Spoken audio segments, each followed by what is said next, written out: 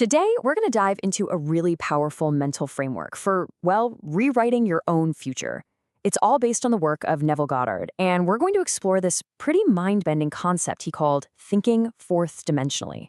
So let's just jump right in with the big one. Are you actually able to alter your future?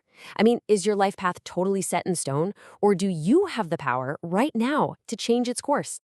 Well, according to this framework, the answer is a huge, resounding yes.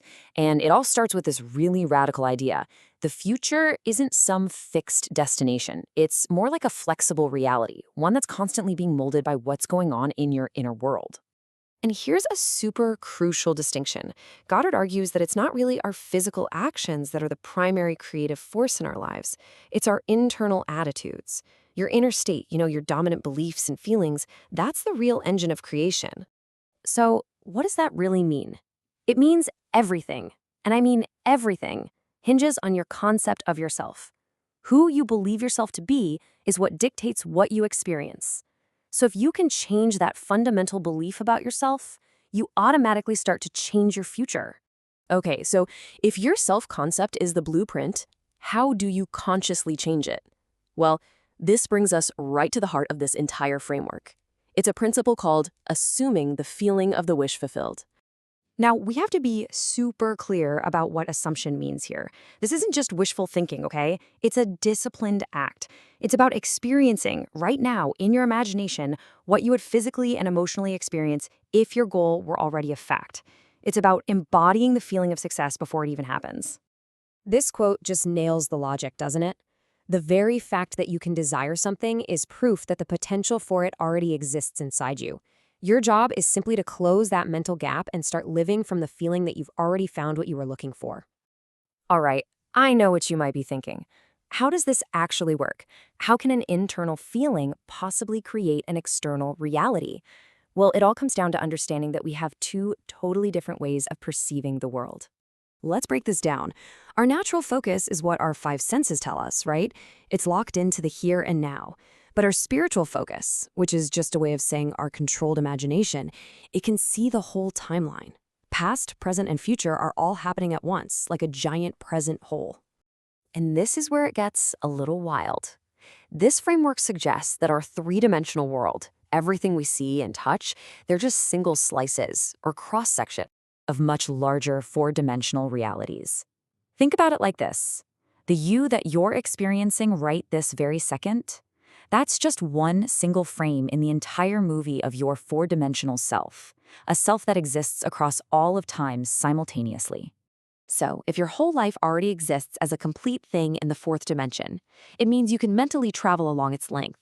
It's kind of like a book, You read it word by word, but all the words are already there on the pages. If you could go back and rearrange those words to tell a totally different story. That is the essence of altering your future. So that's the theory. But how do we actually do this? How do we make it practical? Well, it boils down to a pretty straightforward three-step creative framework. First up, step 1, define your objective. You have to be absolutely crystal clear on what you want, no vagueness. Step 2, construct a short, simple event that implies your desire is fulfilled.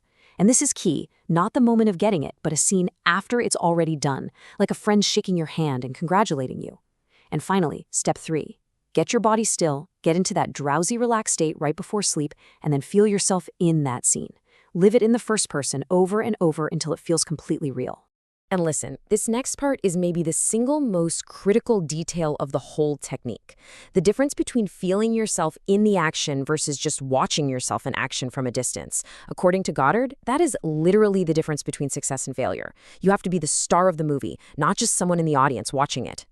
So, just to quickly recap, the key ingredients here are a very clear desire, physical immobility, that drowsy state bordering on sleep, condensing your scene down to one simple, repeatable act, and then looping that act again and again until it takes on the feeling of reality. Okay, so let's zoom out from the technique for a second and look at the huge philosophical takeaway from all of this. It all boils down to one simple but totally world-changing idea. There is no one to change but yourself. This framework is basically saying that trying to change your external circumstances before you change your inner concept of yourself is like trying to change your reflection in a mirror without changing your own face. You're just fighting against the very nature of how reality works. It all comes down to this ancient axiom, as within, so without. Your outer world is simply a mirror, a direct reflection of your inner state of consciousness. And that's why this framework really matters. It puts the power and the responsibility for your life squarely back in your own hands. And that leaves us with one final, pretty powerful thought to take with you. If your entire world is truly just a reflection of your own consciousness, what are you going to choose to see?